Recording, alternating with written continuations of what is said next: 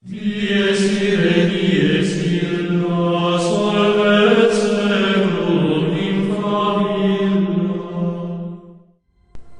Bago natin simulan ang kwentong ito, gusto ko lang sagutin yung tanong na puro yata sa kamag-anak mo ang naririnig kong kwento, Pinuno.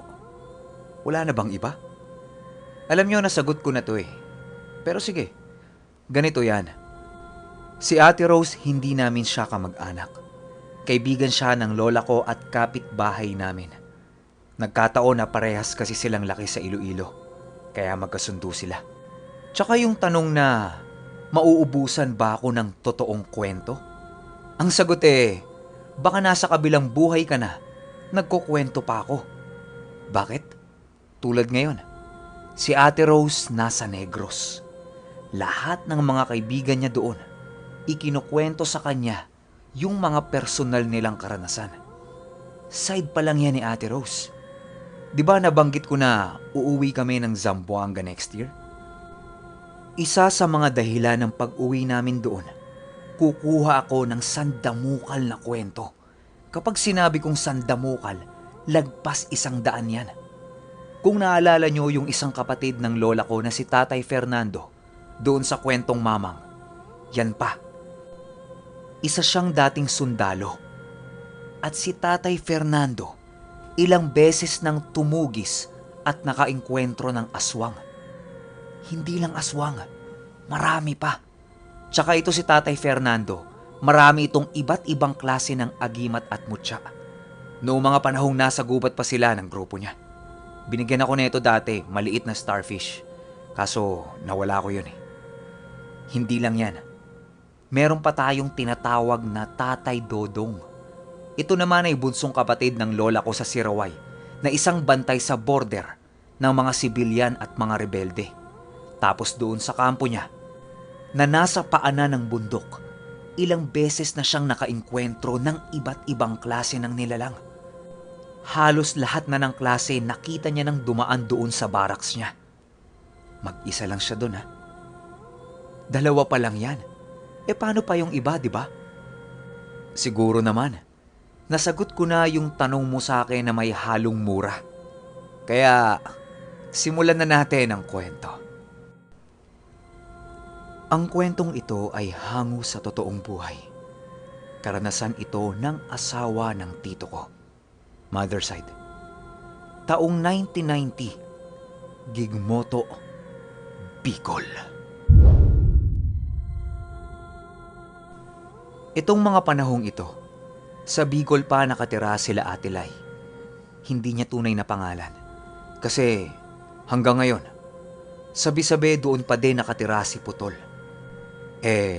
Nandun pa yung ibang pamilya ni Ate Lai. Just in case lang, mabuti nang nag-iingat. Noong una hindi pa Putol ang tawag nila dito. Kasi buo pa yung katawan eh. Pero usap-usapan na sa lugar nila na isa itong aswang. Ang totoo kasing nakatira doon sa lugar nila, yung asawa nitong babae. Kwento ni Ate Lai, sobrang ganda nung babae na yon. Tapos itong asawa niya, medyo tagilid. Yung bang hindi bagay para doon sa babae. Siguro naman alam niyo na ang ibig kong sabihin. Nung bago yung lalaki doon, hindi ito lumalabas ng bahay. Doon lang siya sa loob ng bahay nila kasama yung asawa niya. Medyo dikit-dikit yung mga bahay doon eh. Kaya mapapansin mo talaga. Nung medyo tumagal-tagal na silang nakatira doon, nagsimula na siyang maglalabas. Pero lumalabas lang ito kapag hapon. Wala itong kinakausap doon. Palaging diretso lang ang lakad, papunta doon sa ilog. Isang hapon, naisipan nila Ate Lai at ng panganay niyang anak na sundan yon sa ilog. Kasi halos hapon-hapon niyang ginagawa yun eh.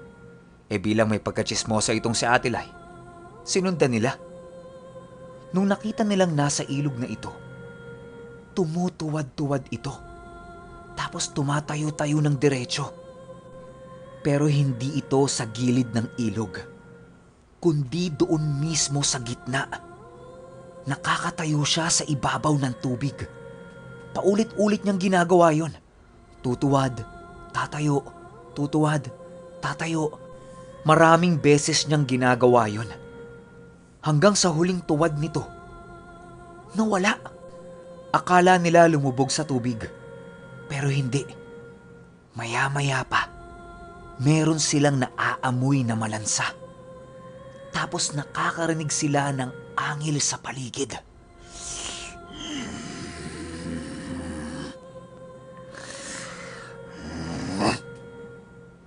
Dalawang beses lang itong nag-angil. Nakarinig sila ng pagtakbo, tapos biglang nawala yung naaamoy nila. Kinaumagahan nun, nagluto si Ate Lai ng pakbet. Alam din kasi ni ate na pangontra sa mga aswang ay asin. Inabot niya yun doon sa asawa ng lalaki. Sakto namang wala doon yung asawa niya. Kitang-kita ni Ate Lai na kinakain yun ng asawa niya. May asin yun eh. Ibig sabihin, hindi pa nakahawaan yung asawa niya. Kaya ang ginawa ni Ate Lai, kinausap niya yung asawa nito at sinabi niya yung nakita nila ng anak niya. Biglang nagbago ang mukha ng babae. Isinoli niya yung ulam na binigay niya at pinaalis silang dalawa ng bahay. Doon pa lang, alam na, merong ideya yung asawa niya na aswang yung napangasawa niyang lalaki. Mahal niya kaya kakampihan niya yun. Itong araw na ito, ang simula ng panggugulo ng asawa niya sa lugar nila Ate Lai. Unang bahay na ginulo ng asawa niya, yung nasa likod nila ate. Kasi buntis yung babae doon, tapos wala yung asawa. Isang gabi, narinig ng pamilya ni Ate Lai na nagsisisigaw yung buntis doon. Mura ito ng mura. Tapos maraming ibinabatong mga gamit. Mga kaldero, talyase, kutsilyo, halo-halo eh. Tapos meron itong inuusal na salita habang bumabato siya. Hanggang sa nakarinig sila na parang merong asong tinamaan. Alam niyo yung iyak ng aso kapag pinalo? Ganun. Pero mas malakas ito ng 5 beses. Narinig nilang nagtatatakbo yun papalayo sa bahay ng buntis. Kinaumagahan, tinanong ni Ate Lai kung ano yung nangyari. Wala naman doon yung asawa niya eh. Kaya sino yung kaaway niya? Sinabi ng buntis na inaaswang siya. May nakita siyang nakadungaw sa bintana nila na napakalaking asong itim. Tapos panay katok sa pintuan nila. Ang hindi pala nito alam, yung buntis na yun, merong alam pagdating sa mga pangontra. Pinakita niya yung buntot pagi niya kay Ate Lai. Tapos may mga ilan siyang lana doon. Iba-iba ang kulay. Nga pala, yung lana ay isang uri ng langis. Nakukulo kapag merong aswang sa paligid mo. Maraming klase yan. Merong pang aswang, engkanto, laman lupa, demonyo, at magnanakaw. Balik tayo sa kwento. Humingi si Ate Lai doon sa buntis ng pangontra. Binigyan siya nito ng mga iilang bato. Binilinan siyang ilagay yon sa bintana o pintuan nila para hindi makadikit yung aswang. Sinisipat-sipat ni Ate Lai yung bahay ng pinaghihinalaan nilang aswang. Nakita niyang merong pinapahid yung babae doon sa lalaki. Tapos puro lata yung buong katawan nun. Nakaramdam siguro. Sinarado ng mag-asawa yung bintana. Tapos maya-maya pa, nakita nilang umalis na naman yung lalaki. Pero sa pagkakataong ito, yung direksyon na pupuntahan niya ay papunta sa isang liblib na gubat. Lumipas ang ilang linggo, hindi na nila nakikita yung lalaki. Wala na. Yung babae na lang palagi yung nasa bahay. Tapos isang Biyernes ng hapon, umuwi yung lalaki. Lahat ng latay sa katawan niya, wala na. Wala namang nangyaring kakaiba nung araw ng pagbalik nun. Normal ulit yung naging buhay nila. Pero bumuelo lang pala siya. Dahil di kalayuan sa bahay mismo nung mag-asawang yon, merong bagong panganak. Alam nyo ba, sobrang bango ng amoy ng sanggol sa isang aswang. Doon na ulit ito nagsimulang manggulo. Ayon kay Ate Lai, bumisita sila doon sa kapitbahay nila na yon. Natuwa sila kasi bagong panganak eh. Habang nilalaro-laro nila yung sanggol, may narinig silang malakas na kalampag sa bubungan. Akala nila pusa lang, kaya hindi nila pinansin. Tuloy pa rin sila sa paglalaro doon sa sanggol. Hanggang sa may napapansin silang mahinang tunog. Yung tunog na merong humihinga. Kinapitan ni Ate Lai yung nanay nung sanggol. Tapos sabi niya, "Shh!" Doon na nila narinig yung tunog ng paghinga na merong halong paglalaway.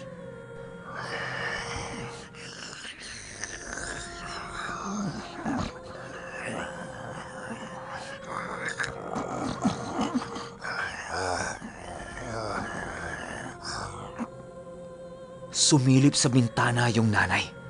Pagtingin niya, meron siyang nakitang napakalaking aso na nasa gilid ng puno. Nakatayo ito, nakakapit sa puno at gigil na nakatitig sa bitbit niyang sanggol. Tumili ito at sinarado kaagad yung bintana. Nung narinig yan ng asawa niya, kumuha ito ng napakalaking itak. Tapos sumigaw ito ng, "Oy! Ina ka! Malilintikan ka sa akin!" Sabay orasyon doon sa itak niya na hindi maintindihan ni Ate Lai. Pagtapos niyang mag-orasyon, naghubad ito ng damit. Punong-puno ng tattoo yung buong katawan nito. Iba't ibang mga salita. Tumakbo ito sa labas at merong hinabol. Sinilip ni Ate Lai kung saan ito papunta. Doon siya pumunta sa puno kung saan yung tinuturo ng asawa niya. Nakikita ni Ate Lai na panay ang hataw at ilag nito. Pero wala siyang nakikita, kundi yung lalaki lang. Hanggang sa tinamaan nito yung puno at pagtama sa puno ng itak nito, huminto na siya.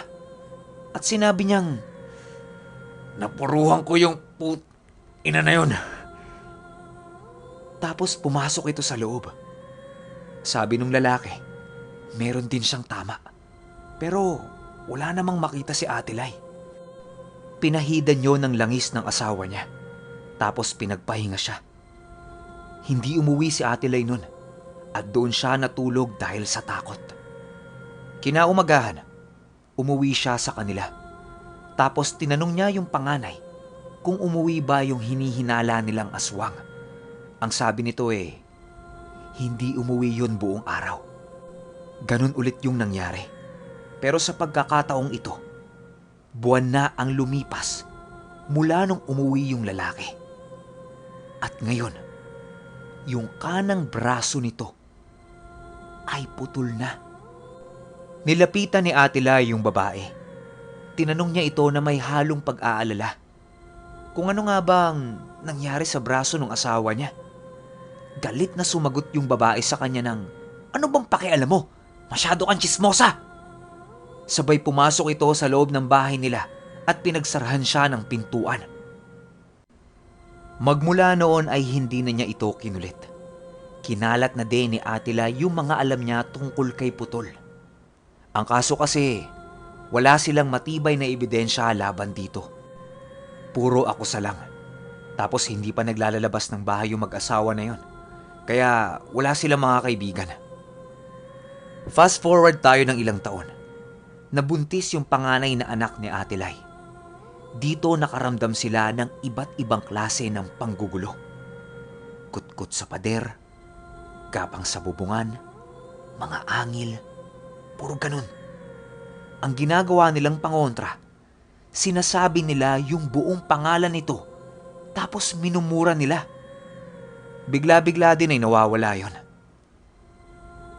Isang hapon nung lumabas yung anak ni Ate Lai, nagtataka sila dun sa babae.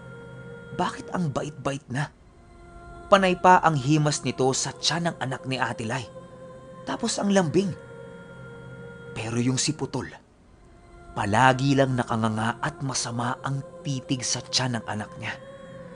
Halos araw-araw ay ganon. Kaya ang ginawa ni Ate Lai, para sa ikabubuti ng anak niya at ng magiging anak nito, pinaluwas niya ito sa Manila.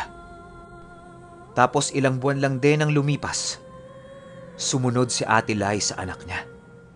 Kaya magpahanggang sa ngayon, ang alam ni Ate Lai, doon pa rin naninirahan sa Gigmoto si Putol.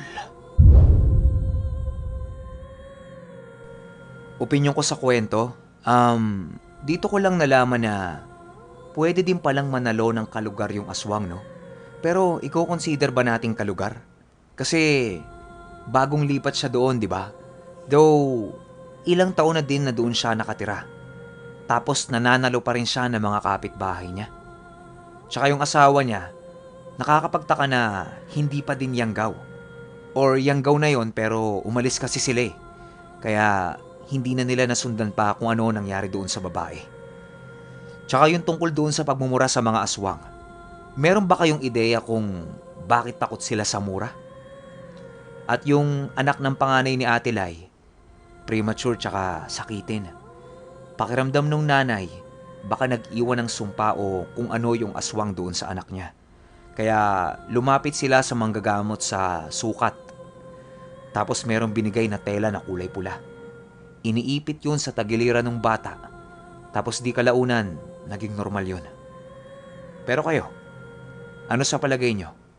Nagkataon lang ba o talagang merong iniwan na sumpa yung babae doon sa anak ng panganay ni Ate Lai? Comment kayo sa ibaba kung meron kayong sariling opinyon. Hindi muna ako tatawa kasi tulog pa yung mga tao dito eh. Baka mamaya makabulabog tayo. Yun lang. Hanggang sa susunod na kwento. Salamat.